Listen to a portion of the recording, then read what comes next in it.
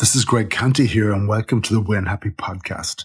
Stay tuned for interesting chats with interesting people about winning their lives and being happy at the same time. This show has been brought to you by Fusion Communications. Thanks for listening.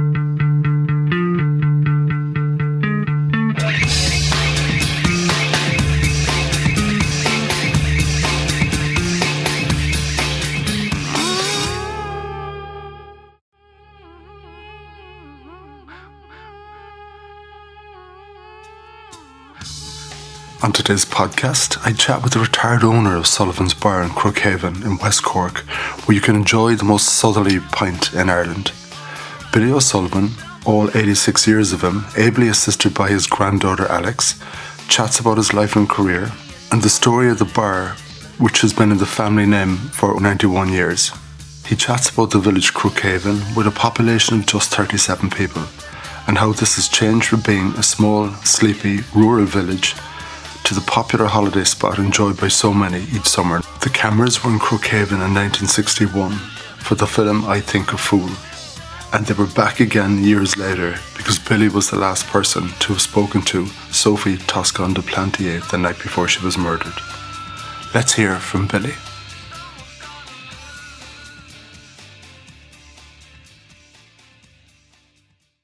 Billy O'Sullivan, a huge welcome to the Win Happy podcast. How are you doing? Thank you very much.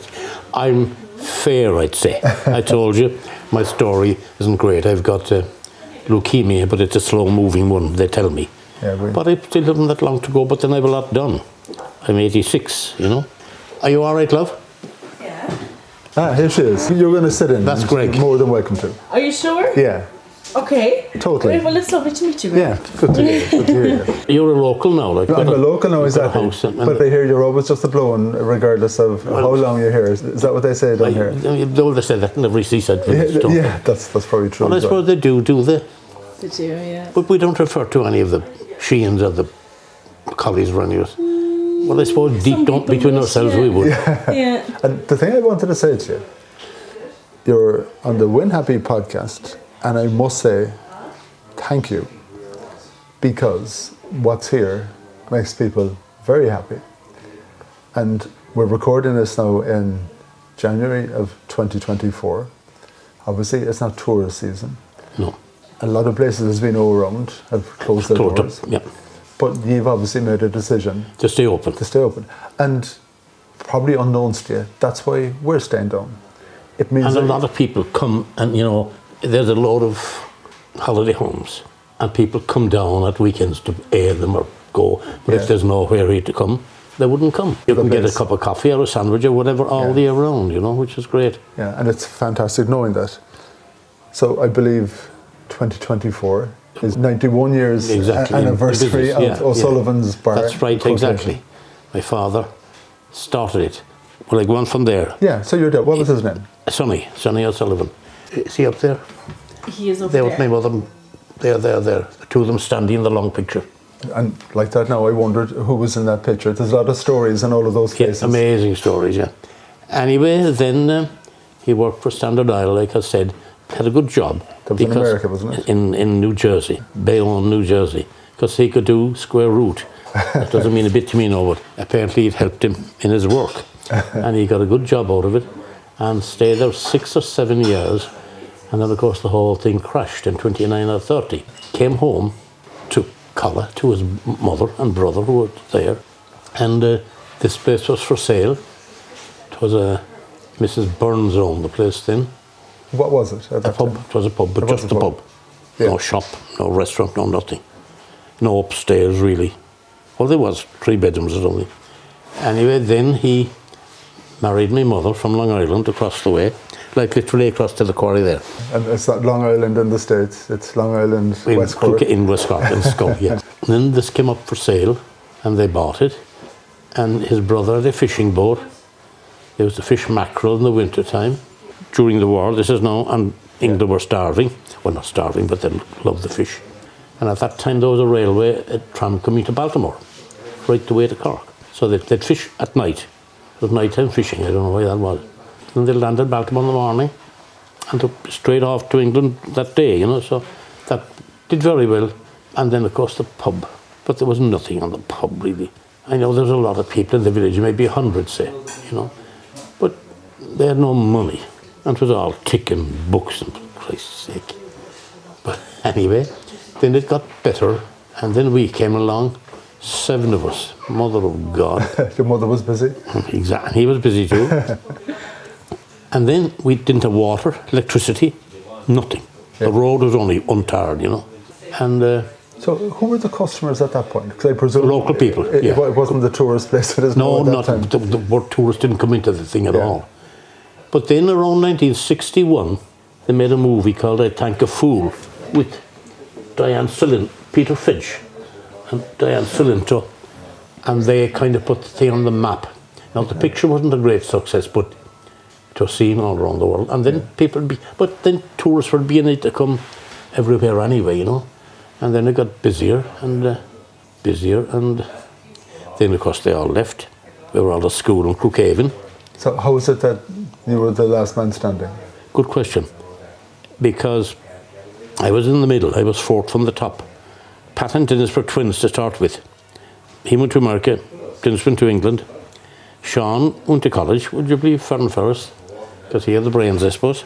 And he went joined the customs, where he stayed all his life, and retired home and died 2 years ago. And then I'm next. I left school at 14, like everyone did, except Sean and Joe, the young fella. And I remember, I was telling this the other day, I remember the day I left, the day after I left. We were hauling nets, herring nets down the harbour there, my father and I in a punt. I had my leg up on the gunwale, hauling these black nets, not a fucking herring sights, And my father said, listen, Billy, is this what you're going to be doing now for the rest of your life? Now, I don't know what he meant, I don't know what suggestion he might have had, but he didn't have any. So then we had a farm with 3 or 4 cows, which we still have. And I was tinkering away with them, but then I got a job at the mizzen, out in the mizzen lighthouse, labouring and helping, very educational, helping carpenters and masons and the whole lot. For 2 or 3 years, they cycled out every morning. And then the PK was a nice man, and he said, Bill, you should think of joining the firm, becoming a lightkeeper, I mean, there was no option, I thought. Good idea. So I went off to Dublin and did the interview and passed, and that was simple enough, as long as you could swim. And then my first posting was to the Galley Head, then the Old Head, and back to the Bailey in Dublin again, and then up to Rathlin O'Byrne in Donegal. I got sick there, got TB or something. Bye-bye, Galway and North. Good luck. Thanks. You wasn't homesick? Not homesick, no. TB I got. And then we had, the Lights had a hospital in Dublin, private hospitals called Dr. Stevens, because in those days there would be 600 lightkeepers around the country and their families and all that, so if anyone got sick, they were into the thing. But anyway, I remember the old consultant for leaning across my bed and he said, really, I don't think this is the job for you. I couldn't agree more, but there was no compensation or anything. So I came home then, and around that time, the ponds were starting up, French Road. The old ruin that's over there. Yeah. That was a huge... The quarry? No. Not the quarry, okay. Go on the quarry on the right, going to Goldeen. Yeah. You look over, there's a red boat park there. Yes. Rock Island. Yes. There. Well, that was started and coming on great. What was that? Lobsters and crayfish and periwinkles and salmon and stuff. And I was a driver, and we would travel the country collecting stuff. We used to go as far as Blackstone, County Mayo. 2 of us, Jerry Manny and myself. We'd leave Happy days. Exactly.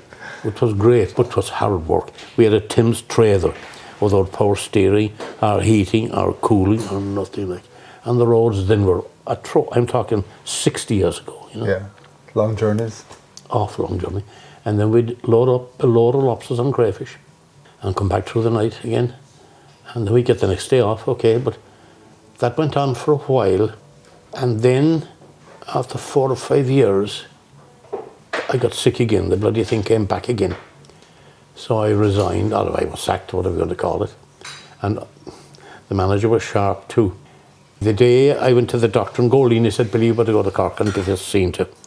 So I had a load of salmon for the airport. And I called to your man, he said, straight into Cork and see someone. Which I did, and they said, come on, you're staying in. my wages stopped there that evening. Anyway, then after Sarsfield's Court, a sanatorium for a year and 8 months. But I didn't mind it so much, you know. I learned to play the accordion, I learned to play things, and I had a private room, and I wasn't in pain, like, at all. But then I got out and came home and started working here. But in the meantime, got the job back at the pond again, you know. And my father got sick then. And I remember he was in Bantry Hospital, and I'd taken over here, and my mother, God bless, everyone else was gone. What was your mum's name? Elizabeth O'Driscoll. Mother, we always call her. Everyone called her Mother. Yes, mother. Yes, mother, and no mother, and mother is someone around or whatever. But then my father got sick, as I say, into Bantry Hospital. He had a kidney removed and he had cancer as well or something, but he was in a bad way, you know. And then we had mother and I were running the show. Fairly, there were the odd tourists coming then, you know, and the people working at the ponds, they had a few bob, and it was going nicely. And I remember I was paying her £10 a week, my mother, to run the place. But my wages in the pond were £11 a week. So there was much of a margin. Anyway, then one fine day, we were all working in the afternoon, about 4:30ish. Phone rings. Billy, your house is on fire. Oh, Jesus, I had no car, but Germany had a Volkswagen Beetle. We jumped in right away, and as we came around the corner here, when you could see the flames were all through the roof already. So we came anyway, and the tide was in, fortunately, like now. There was no fire brigade or anything. So everyone brought a bucket, and we got a start at the steps there, bucket of water, past you, and I was at the top of the ladder, and Dan Larry and myself, 3 of us. And then the roof was gone, and the top story was gone, but we stopped it. Couldn't come down. And we saved the day. But anyway, the little aside was, there was a chap next to my father in hospital. Oh, then the Bantry Fire Brigade was called or something. And the siren goes off, I think, in the towns, you know. And my father turned to the fellow next to him and said, there's some poor devil in trouble now somewhere. Not realising it was home, you know. Oh, my goodness. Exactly. But we built it up again, you know. I built it up again. Yeah. And my father never recovered, really. He died at 74 or something. Your mum and dad, had they met in the States or? No. She was never on Skibbereen in her life. And he had an old friend, an old journalist, an amazing character, really.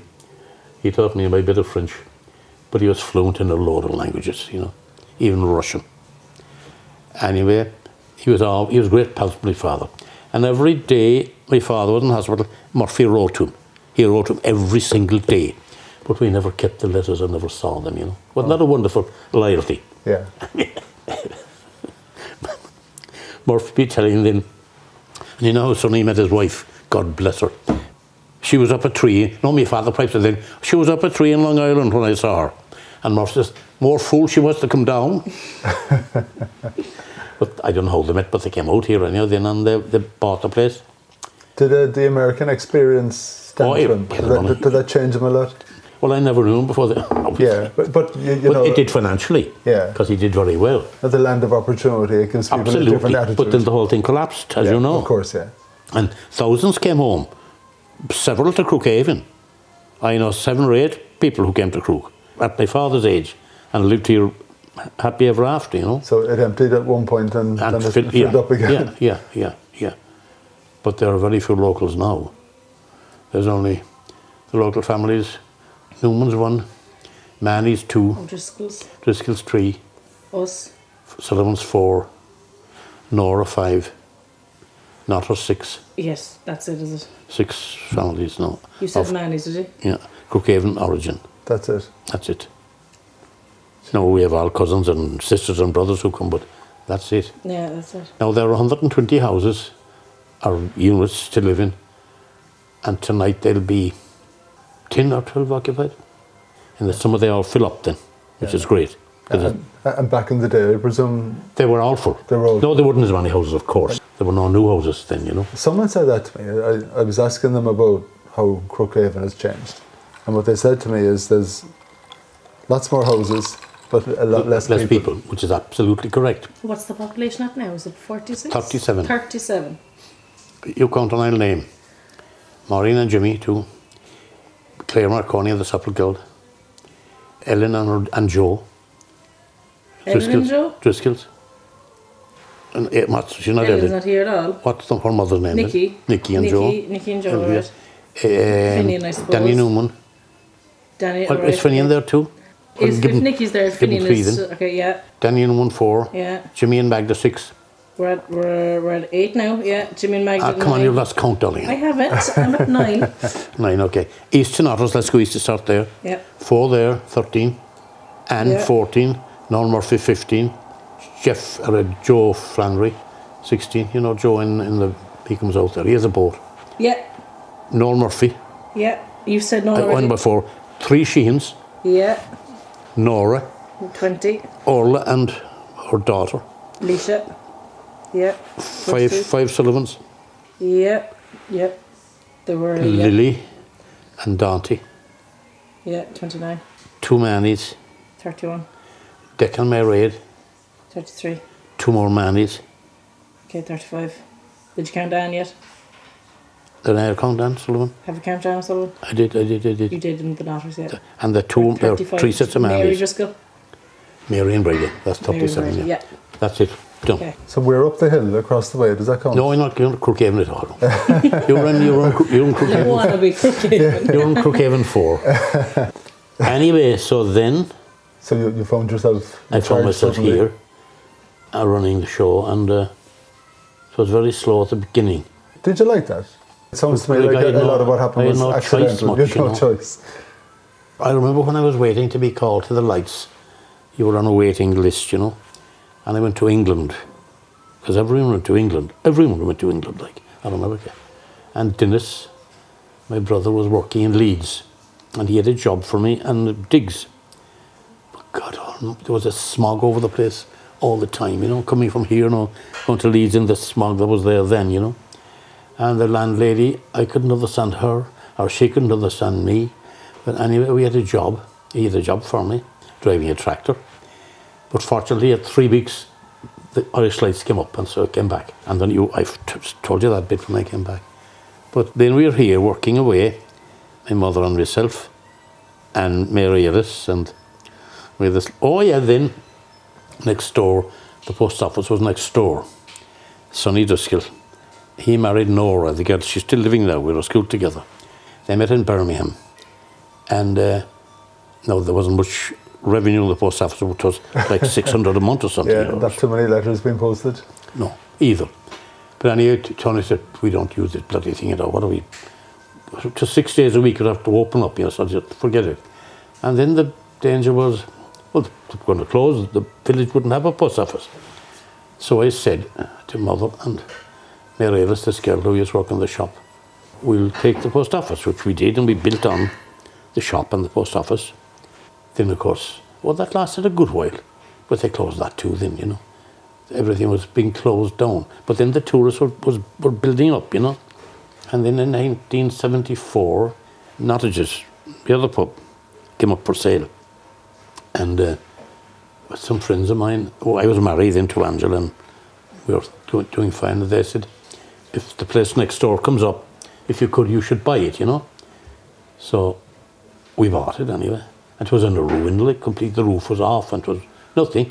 But the license was valid, and in fairness, we got a local contractor to make it workable just for the summer. Put in a couple of tiles and stuff, and then it went on from strength to strength. Thank God. But Because he was a lighthouse keeper, was he? Nottage to begin with? no, he worked for Marconi. That's where he came. He worked up in Brohead. An extraordinary story. The widow in Nottages had 7 kids. She was 37 and he was 21. And he married her. There he is there, the little man. Ah. And that's You should tell him about how you met Ange. And yourself and Angela's story. Yeah. Yeah. We got married, like, and we're fine. Yeah, but sure, why? Sure, she was up in Dublin. You had to go and get her. Oh, That's a great story. That's an important story now. Dad, you can't skimp on that. Come on. It's one of my favourites. What was she doing in Dublin? She was in the mother and baby home. I know, it's not. Holy God. Exactly. We met this Angela, the most gorgeous girl you could ever dream about. And she got pregnant. Anyhow, 70 years ago, not 70 years ago. That was a no-no. Extraordinary thing, you know. And she was Protestant as well, like. Oh, jeekers. This is two sins. And it worked at Treat. She was a joy. Yeah. She's up there in one of those pictures. This one. There.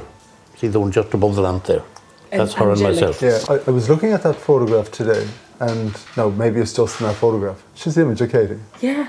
Yes. Oh my God, yeah. complete carbon copies Yeah. of it. Yeah, I thought, whoa, I couldn't believe it. Yeah. Anyway, she was a wonderful girl, and we had a wonderful 41 years. We did 40 countries on holidays. We worked hard all summer long, then took September, maybe October off, and travelled the world. You know? So, how did you meet? How did I meet her first? So she was down here, Oh, wasn't she? her parents bought, you know, her parents retired. They were from Yorkshire. There was a scatter of English people coming in then, you know. They bought the Glebe, you know, the Protestant church in Golee. Yeah. The big house across. That was the church, the Glebe they called it. They bought that. And they did bed and breakfast. And she was going to Australia somewhere. And then she came home and we met. And why are you so tooked up about that? Because, no, I love it. Keep We going, met- 'cause we it's met. lovely. We met then and got married. And all grand that she didn't want to live here, which is No, understandable. hang on. I don't have to, if you don't want to talk about Go it. on, no, talk. So she was sent up to Dublin because she was pregnant. Oh, yes, we said that. Yeah, but, you know, she was up there alone and you were down here. Yeah. And you didn't know what to do. Like, she was pregnant with your son and you went up and you took her out of the mother and baby home and married her right there then where was it? Rathmines? Yeah. In the church there in Rathmines in Dublin. You married her the same day you got her out. I know. I'm sorry. But it's really beautiful. It's one of my favourite stories. I'm sorry. Anyway, best thing ever. Does the marriage in Dublin even count? But there's a funny bit then. When she died, we'll jump on. Forget the wonderful middle. She died then, young enough, too young. She got When was that? 2010, 13 years ago, you know. Okay. She was only 63. Were you running here together, were you? We were retired then. We built a lovely house up the road there, you know. But did you work in the business? Oh, she worked with all her you? life here, yeah. So your She ran Cottages. Yeah. She ran the other pub. Okay. So there's a bit of a trend here in couples running the place, isn't there? Yes. Well, you need a couple to run it, you know. It's Yeah. quite a big operation in the summertime, you know. But anyway, this is the funny bit. I wouldn't have brought it up now. She hadn't brought it up, but anyway. It's okay. The day she was cremated, and we were up in the little church because she was Protestant, and she was playing the organ in the church. She was a multi-talented woman. A bit like yourself. We had there was a kind of, not a wake now, but a kind of whatever you'd call it, you know. Yeah. The church was full of people, eh? And there came over and whispered into me, you don't mind if I say a few words about my mother? I said, yeah, away you go, right? My little pup comes up and he says, no, just talk about my mother. No, she was a wonderful person and got a bad enough start when she came. She was English, Protestant and pregnant. I remember that. And I think that, almighty, you know, there was applause, of course. I remember walking out of the church. I would have been 9 years old. Yeah. And I got quite overwhelmed because the church was so full.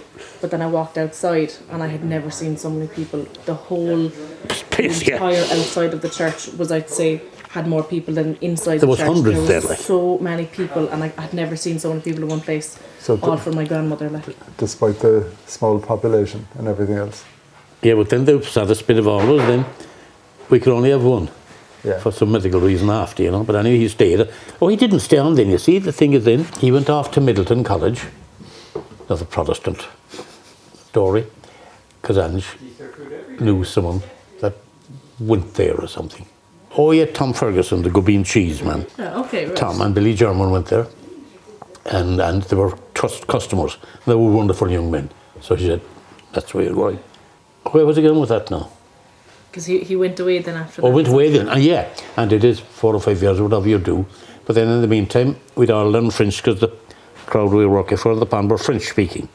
Ah. All of them, all the French people, obviously. And then I learned a good bit of French too. But there came back. He's practically fluent. He's being very Well, Go on, there. go on. Yeah, and I've heard Dur inside here talking he's to totally some fluent. But customers. then, And did that just come from interacting with the No. He spent 5 years in Paris. Ah, okay. And then Angie and I were thinking, we've done our bit here now.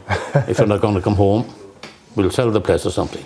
So he came home, fortunately, and he's still here. And was it touch and go whether he had an well, I interest don't know. in I coming wonder. back? No, because he loved Paris, like, and anytime he'd go, he'd show you around the high spots, and he was mad proud of it as a place, Yeah. like, I don't know. He would have come home anyway, I suppose, would he? Yeah, I think so. I wasn't obviously around then at that point, but my dad still, I've gone to Paris with him a few times, and he still kind of walks around the city. Beautiful city, no wonder. He doesn't need any map. All the side streets, he knows the whole city by the back of his hand. He's very proud of it. But he showed us where he was living the last time we were there. Yeah. And I really doubt he wanted to stay there for much longer. It was right in the centre of Paris, though. Yes, but it was like 3 stories up. But it wasn't even in a story. It was between stories. It was basically a closet that he was living in. And it was like, oh God. But he enjoyed it anyway. He did. Tell me, Crookhaven, it's a beautiful place. You're by the sea and the land around is fantastic and the beaches and everything. As a young fella growing up here, was it like the best playground of all time? Oh, absolutely wonderful. Well, we didn't know any different, We know the playing in school, the school was fairly cramped, like. When I left, there were 32 of us. And that's the school that I pass on the way in the car? Hubert, a lad from Cork, has it and made a wonderful job with the summer house again, of course, When did it close? Good question. A long time ago. Okay. Yeah, the other one is closed as well. It was in Ballycove, yeah. That was built new. That was the one I went to. But that now is even closed, and that was a brand new one, So all day, every day, where were you at? Just out in boats? Out in boats and playing football or playing hide and seek and simple little things, The boats especially. Did you have to work in the business? Were you put work in early enough? Early enough, but not in the barn much. But we had cattle, you see, we had a few cows. You'd have to milk them. Then when I left school, that was filled in a good bit. We were going to the creamery. We had a pony and car. And my mother and I, we had 8 cows. God almighty, the way she worked then even, We'd milk the 8 cows in the morning, milk them at night, of course. But then catch the pony and load up our chums and off over to across the causeway. When you turn left for Ballycove, you turn right there. And on the left there's a statue with a creamery churn there and a little writing to say that's where it was, And tell me, it was a big family, and what were the conversations around the kitchen table? No recollection at all. Haven't you? No. My father wasn't very, although he talked for Ireland. I don't remember. What was the conversation when you were around the table? We talk about anything and everything. I mean, it's very similar to the conversations we have today. Do you know? Yeah. No, because, Greg, we hadn't much to talk about. We didn't know anything.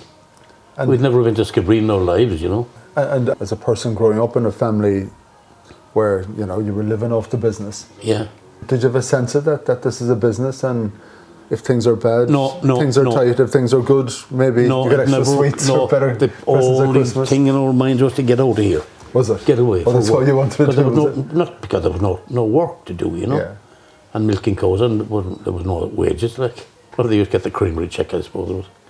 But everyone left. God almighty, everyone left. When I left the school, there were 32 in the school, and 29 of them went to England in the next 20 years, or the next 10 years or whatever. And then it closed.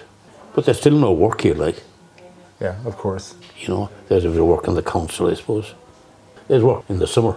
There's a lot of staff here and a lot of staff in the Crookhaven and Ballycove, but that's just seasonal.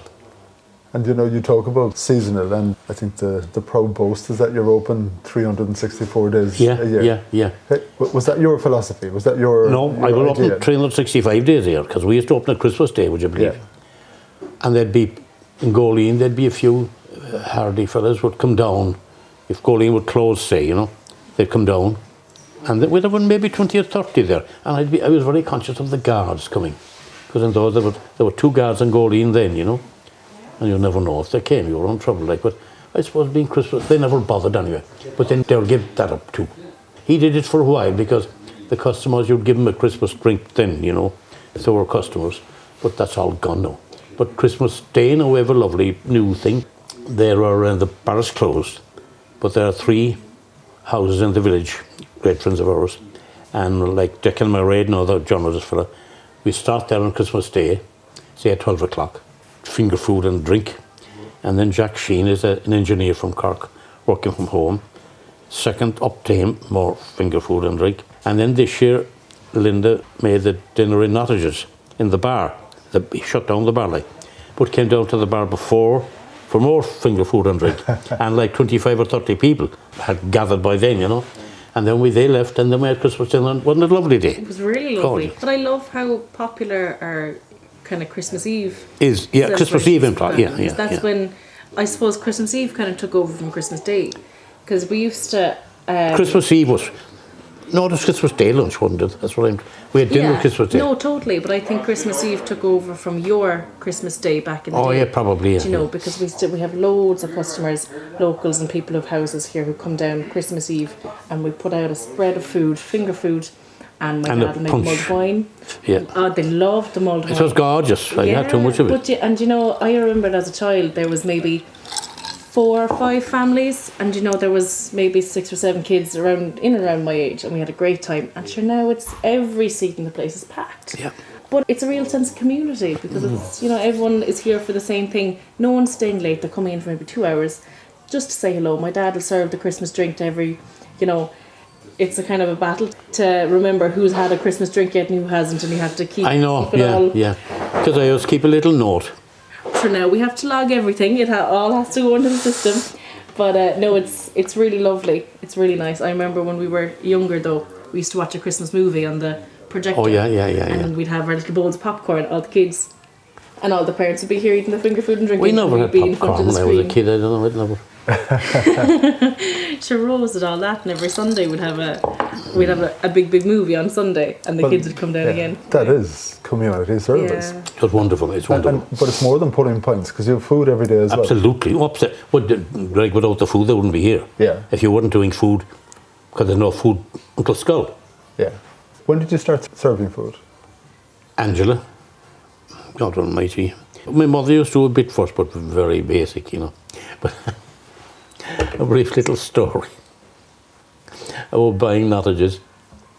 My mother was saying she was knitting all the time.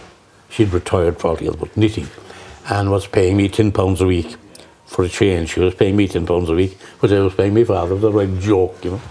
But for just her bed and breakfast, she used to call it. And then when my father died, she said, "No, Billy, you know, I won't take money anymore, no, if I..." Anyway, the day we bought Nottages, she didn't like the idea at all. Why? I don't know. She felt we hadn't money enough to buy it, which we hadn't. But I don't know why. Good question. I don't know why. Anyway, she was sitting there, knitting, and this Mary Ellis who used to run the shop and the post office for us. A character, like, you know, drank us out of house and home, but anyway, leave that. The public auction in front of Nottages, and all brown envelopes, you stand out there and you make your bid. And Sue Hill, she owns Herman's Cove in Goreen, married to Dick Hill from Television, you know. Now, Dick was another great friend of my father's, you know. And Sue asked me the night before, was I interested in buying it? I said I was. Sue, if I can afford it, I'll buy it. Oh, because I'm going to buy it too. Or I want to buy it too, she said. But she says, let's buy it together and I'll run it. And I said that to Angela, not a chance. You know. No way. Anyway, I went up anyway, and Sue wasn't there. But she sent a local man to bid for her. And there was a lot of bids up to 10 grand, you know, it was a ruin of a place, like, you know. But then after 12, very few. Then it came down to Sue's man and myself. 13, 14, 15, 16, 17, he bid in. And I said 17 and a half. Got it. Done. But of course, we had only 7,500 in the bank, whatever we had, you know. And that's another story. Then, fair play for Mary, you know, I loved her loyalty. Everything was we. She ran down, Mother, we've bought Nottages. Like that, you know. And my mother says, Foley, I've knitting, well, I'll have to leave now because we lose everything. Yeah. But we didn't, thank God. She was probably worried, wasn't she? Of course she was. Yeah. And then, of course, you know, I thought 10 grand wasn't, that was a lot in the 74, I suppose. But my father and grandfather were on the bank in Skull for 100 years, like, you know. And then when we worked in the ponds, Oh, I left that bit out. My father had started buying lobsters himself here with big floating tanks, you know, and became very successful. And the funny thing about the pond was it was owned by two cousins in France, Black John and White John. Black John was a great friend of ours. White John, we'd never known much. And they were working opposition, and someone of their staff or manager or mother or father or so said, "Lads, in the name of God, what are you in opposition on Ireland for? You're putting the prices up on each other," which they were. "Why don't you just amalgamate?" Which they did. And then we went over there, my father and I. We had a good few years there, I suppose. And my father, all his transaction, foreign exchange for getting paid, and all that through the bank. And I remember going in, I wanted 10 grand, because I bought the thing. And there was a gang in the bank those days. There was several, loads of young staff. There's nobody there now, you know. And I went in, and the first fellow was Mike from Dingle. I remember that distinctly. I said, "Mike, who do you see about borrowing money?" Was this in Skull? In Skull Bank, yeah, which is closed now. Because the one on the left, the big one. "Oh, Jesus, Bill, it's a bad time for borrowing money." But I said, what do you mean? "I don't know, I need to go in and see the boss."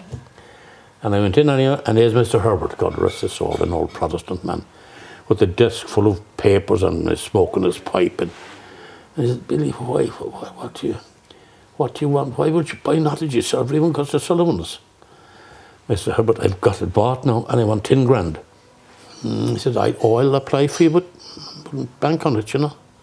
And I came home, and I was, in the meantime, when Ange, she was working the West Cork Travel in Clonakilty before we got married. And we were invited up to dinner in Ballycove. Barrow Tuma, he passed as well, invited us, and Charlie Culnan, Angela's boss. And I put it to him, "Listen, Barrow, you know, I'm stuck for money. The bank won't give me 10 grand of a loan," because they knew we bought Nottage and the whole thing. Well, he says, "Come up to Cork Monday morning." I did, into the Northern Bank. No, they didn't throw it at me, but we had we built a brand new bungalow, Angela and myself. We had this Sullivan's and land. No, what more collateral would you want, you think, you know? And he wouldn't give us the bloody money. But we got it there, thankfully. All went well. And then, Ange, doing your churchly duties, at the end of the summer, they'd have a carol service or something, you know. And she'd be working Nottages.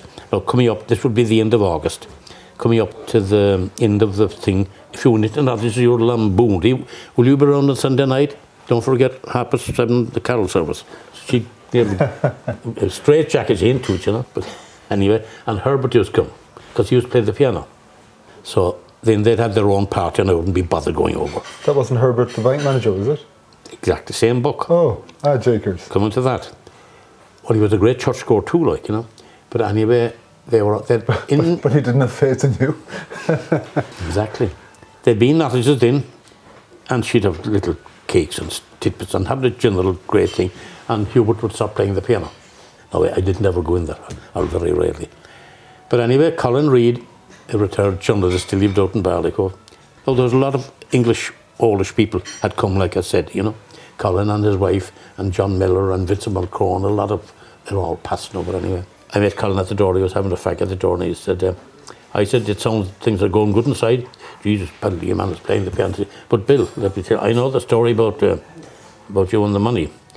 But you know the first tune the bastard played?" I said, "I didn't know." "If I can help somebody as I go along my way." I gave up with that. When did the tourist thing kick in good? About 1961, the movie started it off.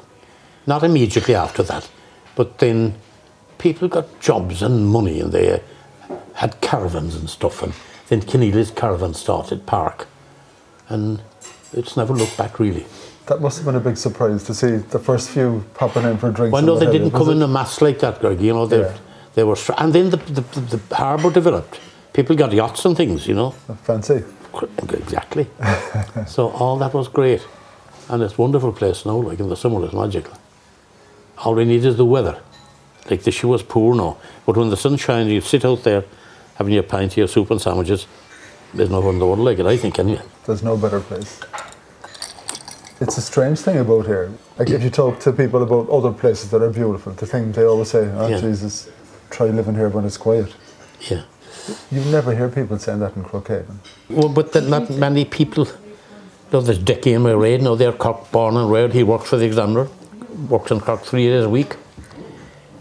Not to, they're thrilled to bits here. Jack Sheen and his wife and daughter. He's an engineer, works from home. Delighted to be here, but that's it. Do you know, I was only talking to a family yesterday who come down here every year, and they're from County Leash, and they have 3 small kids, and they only come down during the winter. They've never been in the summer, and they've been coming for about 9 years since they got married. And they said a load of people have told us to just come down for one summer and see what you think. And they said they love the tranquility. They love the kids have their own other place. They sat over there, table 1, and they stayed for maybe 3 hours, and the kids loved it. They were right beside the fire. They were chatting to whoever else was having. How old are the kids?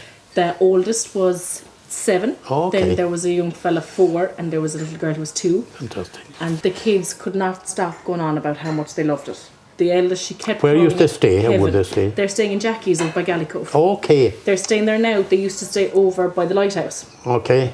But they just wanted to hear more about the summer, and I said, it's lovely in the summer, but unless you know what it's like, it's a bit much. It's very overwhelming. It's beautiful. It's really beautiful. But if you know it's crowded, it's so crowded. Yeah. I wouldn't, as a tourist, I think June and September best time of the year to come down. Yeah. You still have the nice weather. It's not too cold. It's not too hot. There's not the big crowd, but there's still a bit of a vibe around. And we still have a load of staff, and everyone's. It's good. It's a happy atmosphere. It's a good place. Exactly. It's a great place. It's my favourite time. It must be frustrating when it's heaving at times and you can barely cope with the business, and then there's other times like today when there's no centre around. Fair point. Yeah. Yeah. I know. There's always stuff to do, though. That's the price you pay for keeping it open all the time. Did you ever think we'll take a few months off? No. I never did, but Greg, I'm not involved anymore. Yeah, I know that, but the same thinking obviously has. No. We never closed. And you used to go off on holiday for 3 or 4 or one trip, because I was talking to the people about the caravan when I came in. That trip in America, we had a Winnebago, one of those huge mobile homes, and did 3,100 miles. Grand Canyon, Las Vegas, all the stuff there, and loved every minute of it, and were convinced that when we come home we'd get and keep it in France, because we go to France every year as well. I go every year still, but then we never got round to that. And she got sick and whatever anyway. And it's just to finish on my mother, God rest her soul, as it says, she used to sit over there knitting and chatting to her, who you know and where you're from. I have a bit of that too. But anyway, she'd be there, and then she got this knack of and are you going far, sir? Oh yes, I'm going to Skull. Would you give me a lift to Skull? I used to know a bit about this, the bloody phone rang after, and she's in Skull. Would you come and collect me, And she used to do this a lot, which was no problem really. But then one day, the film festival was on in Cork, and Rod Steiger was married to Claire Bloom. That'd be a bit old if you know. Maybe. No, I know anyway, the Rod Steiger name anyway. Exactly, and Claire Bloom. He's a very chiseled man, wasn't he? Yes. Well, they were here in the bar. Liam Driscoll, the taxi man from Goleen, brought them out. John Murphy suggested to them, take a tour around, which they did. And my mother got talking to Rod, of course. Said, are you going far, sir? Yeah. Taxi's taking us back to Skid. So, would you mind taking me as far as Ballyhob? No, don't bother, come on. Jesus, when I think about it. And she's sitting in the back with Rich sitting in the back with Rod Steiger. Claire is in the front with Liam, just the 4 of them. No, they're famous. 40 years ago, you'd know more about them. But anyway, I don't know what they was chat, but it was Liam, the taxi man, told me after. And it was hay saving time of the year, long before black bales came, And they're chatting, and then my mother said to Rod, and by the way, mister, have you your hay saved? Rod Steiger was as far removed from hay as Liam told me after, and I think this is a great story. I tell you, you've had a lot of interesting people through the doors through the years, have you? Loads. Even that I had a girlfriend there, where is she now? Dancing into there, a blonde girl there. We used to go fishing together. Is she in that one as well? In the darker one, the black and white one? That's not her, is she? Let's look. She is. She's in the Strand Road, but there's a better one. That one left. She's just there with the. Oh, she's there. Look, That's her. That is her. and that's me singing, and that's Jinx, one of our locals, who never paid for a pint, but anyway. Actually, that's what Pat and Judy said to me. You come down here and you'd never know who you'd bump into. And I think they had a lot of fun times here. Of course they had, and they bumped into strange people too. But anyway, didn't me little bitch of a dancel into go off and marry Sean Connery. Oh, cheekers. I never knew that. There you are now. What a Your letdown. ex-girlfriend Exactly. married Sean Connery. And invited me to the wedding, would you believe? You should have gone. But they're both dead now. There's Peter Finch. And that's my uncle Dennis, who used to fish with my father. The two of them fished together. And I think the boat was his, maybe. Or they shared the boat anyway. But he had it for years after. But there's one. And that's the school over there. See, next to the lamppost. And one of the pictures that always intrigues me is the one here. Those two boys are having the greatest fun. Yeah. Who are they? Well, one is Bill Whelan, he was a customs man. Yeah. And the other lad is from Brazil. They're up to no good anyway, either of them, are they, Alex? No idea. It's so long ago. It looks like it. That Brazil's fella, he's found his second home, I'd say, but it looks like. Yeah. Now, the cameras were here again then for another reason. Oh, I know, yeah. A long, long time ago. And more, yeah, several times. And a podcast as well. I had with a lovely couple. 10 years ago, I suppose now. They're still doing it. Sam and Jennifer, I think, from England. And they just rang up to know what they talk about. Sophie. Are you fed up with talking about it? Not really, I don't mind talking about it. Yeah. It gets repetitive, you know. Yeah. The fact I was the last to speak to her. And she sat up there by the fire every time she came. And I think ours was the only pub she came to because of the French bit, you know. But it's funny because I used to be trying to speak French with her and she'd be trying to practice her English with me. Yeah. And But she was a lovely woman. Yeah. Of course, we were talking with Sophie Toscan de Plantier. Did you know her well? Well as for 10 years or something, you would see her Yeah. 2 or 3 times when she'd come, you know. Was it a very unusual thing to have someone coming at that time of the year? That was a bit strange, Christmas, around Christmas, yeah. Okay. But then people come at Christmas now too. That many then, you know. Yeah, because I popped in one day, it was our wedding anniversary, it was in December, and like that now I thought there wouldn't be a sin around. And were you renovating here? It might have been 2 Christmases ago, so it was Nottages that was open. Okay, yeah. When we were in there, Jesus, every 2 minutes there was someone new coming through the door. You're welcome back, and this, I that, know, and the yeah, other. yeah. There was a lovely feeling about it. There is that about it, yeah. And like that, now we had put an offer on a house, and we thought, geez, this is brilliant. Even in the winter, that were our feelings. And are you happy with it? Oh my God, we're thrilled. Good man, well done. Where I live in Ballincollig, I'm not sure if you're aware of it. There's a little pub we go to, a real old man pub, the Inniscarra Bar. Okay. I don't know that now, but we passed through there the other day because, as I say, I go to Cork every 3 weeks for my dose. Linda lived in Ballincollig, there's wife. When she was working, she lived there. But we stopped there we went into McDonald's for a sandwich or something, yeah. But they're named 2 or 3 pubs that they come here. Yeah. I'm maybe not the one you were talking about, But the one I talk about now, this is the nearest when I think about it for us. A local, you like to pop in on a Friday. She doesn't do food. We might have a word with Kay someday. She'll never do food, ever.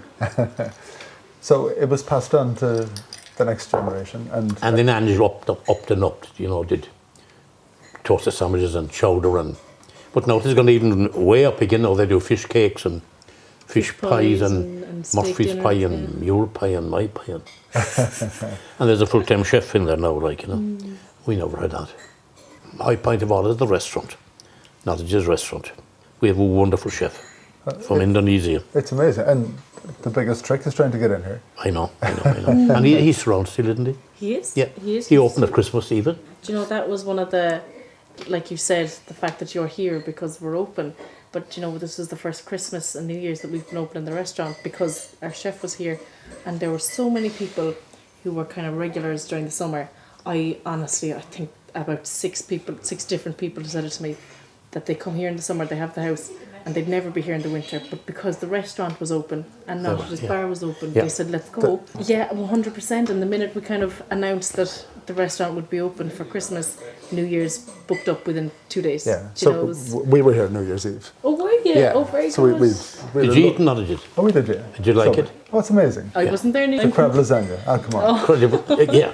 But the only thing, like one of my drawbacks with my problem is my appetite is gone.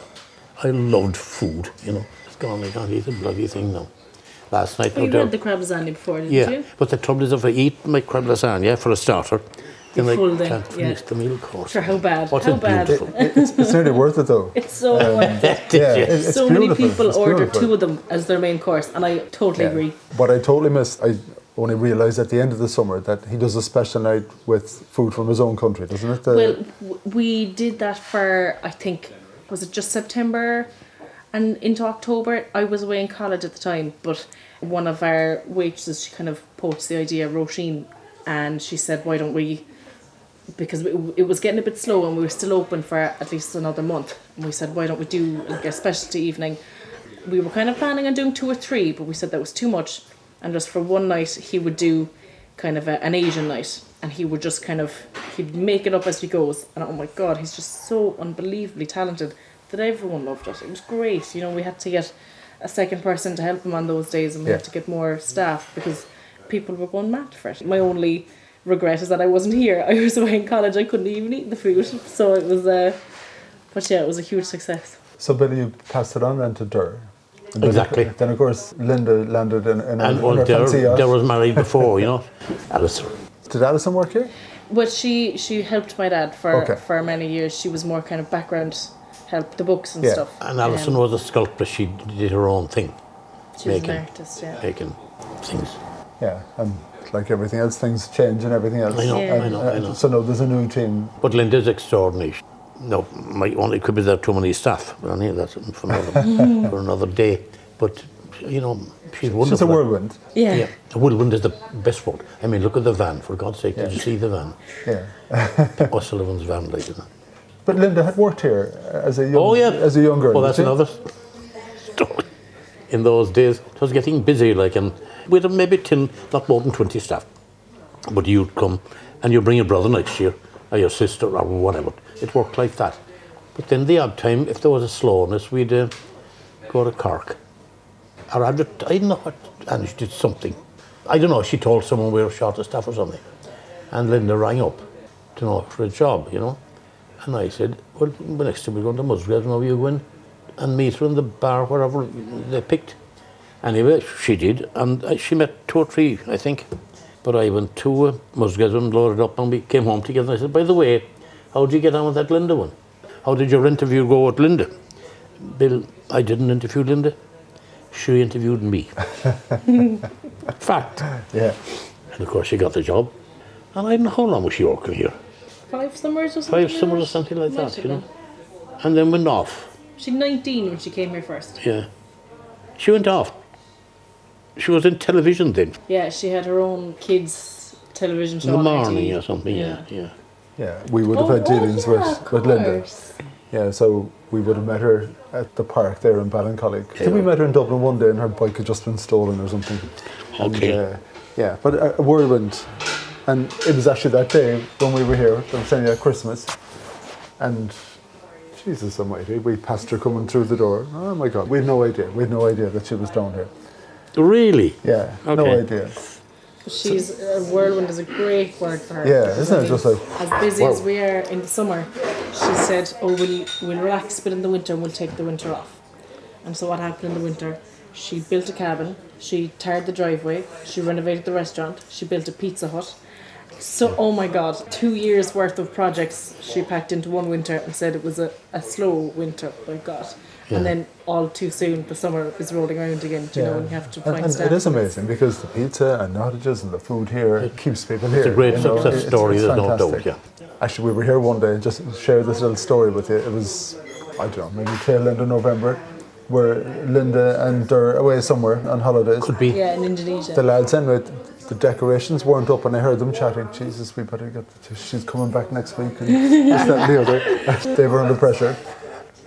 So Billy, will there be another generation, do you think? Oh, that's the beauty of this ship. Yeah. Great story, this ship, because the 2 of them are home. I'm wondering about Katie. She went to college for a couple of years but didn't like it or something. She does have a qualification. She did finish out. She Okay. got a qualification in history, in Irish history and folklore. So what do you think, Alex? Will there be another generation? Do you know what? if there is, it's either going to be myself or Ange. And I will absolutely not say no. Do you know? I mean, it would be ridiculous of me to immediately pass up this opportunity. Do you know? It's just, even today, the couple that was there from Galway, they were in this morning. Yeah. And the wife, she was up here looking at the photos, and I was pointing out you and your father and your mother and dad and stuff. And it's just, speaking about it in this way, it's kind of, it's so, oh my God, there's just so much. It's a part of me, like, you know, it's my livelihood. Would you like that to happen, Billy? No, I can't stand them. Of course, Drake. Of course. She was super with the two of them. One of them running the restaurant and the other running not just a bar, and it was a joy. You're on the Win Happy podcast. So what's happiness to you? Happiness is being here at home with these two grandchildren. Okay. Working in the summertime and open my boat. That's wonderful. You love the boat? Oh, Jesus, I do. And I, just briefly back to the post office. Then, I told you we got the post office way back. And then one day, about 20 years ago, we just built the house. And we had an old boat, very old boat, but it was okay. And the postmaster rang me up, someone at the post office. Mr. O'Sullivan, the middle management here from County Laois or somewhere, he said.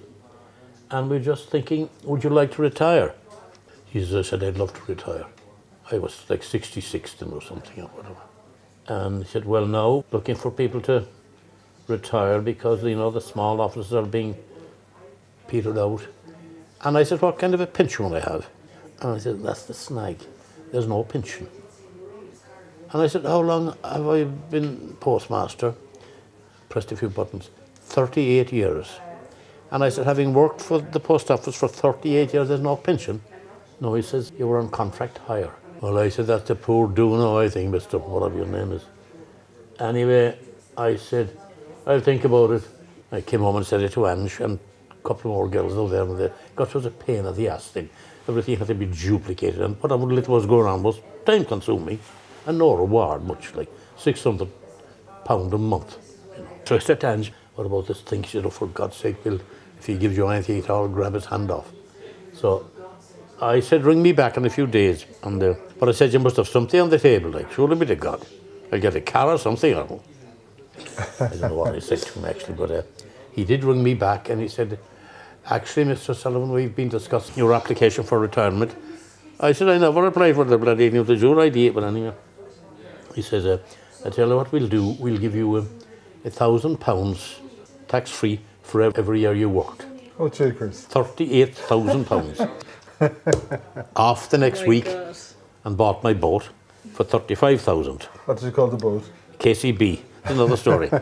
K for Katie, A for Angela, S for Sonia the dog, A for Angela, and that was it. And I said, don't I get a mention at all? Oh yeah. Then there was a dot and then a B. So it's called the KCB. She is 33 foot. An R4, made in France. Got a new engine this year, last year now. And she's a joy. We go out 2 or 3 times a week. I have a crew. Only one left now, I have 2. My brother Finn lives over by the caravan park. He comes, and Malcolm, a retired school teacher, rents one of our flats there. And we go 11 o'clock. And the criteria is you must have a sense of humour and enjoy the fishing, a life jacket, and a bottle of wine. And you're on board. And we have the greatest crack. We fish them for about an hour, because we fish for lobsters as well, and crabs and that. But to get bait for the pots, we fish anything we catch. And we haul our pots and rebait them and set them. And then we have a private picnic mooring, we call it, down around Spanish Cove there. We pull in there then and right the wrongs of the world. Ah, lovely. Did you ever get an invite, Alex? Oh yeah, a good few Hey, times. no, man. Oh, good to see you. How's it going? Oh, they're all here. Well, are we having the crack? Oh, we're nearly done now. I've one last question for him. Oh. And you can witness. We can witness it. You can witness the last Sure, question. we can witness the last one. Okay. So, I've one last question. Yeah, What was your best day ever? in my life. Yeah. Mary and Ange. Oh, Yep, in Dublin. it was. Wasn't Wasn't she wonderful? I know she was the best. Remember the day she interviewed you? Yeah. She was the best, for sure. Greg, would you like something to drink? Go on. I will. I'll have more of this. And Alex, what did you like? Oh no, I'm grand. I know your grandmother has something. I'm She heading back was to the college. best. I'm trying to Yeah. keep myself. Oh, when are you going back? Sunday. Oh, my God. So tell me, Billy, what was the best thing about her? About her? Yeah. She was beautiful, talented, worker. In 41 years, we never fell out. Never went to bed not talking.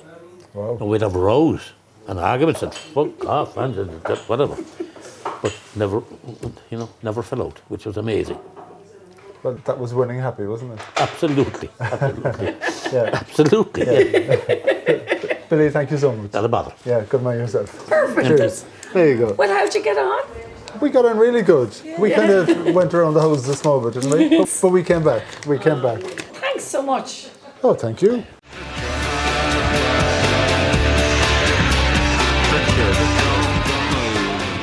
Thank you for listening to the Win Happy podcast, which has been brought to you by Fusion Communications.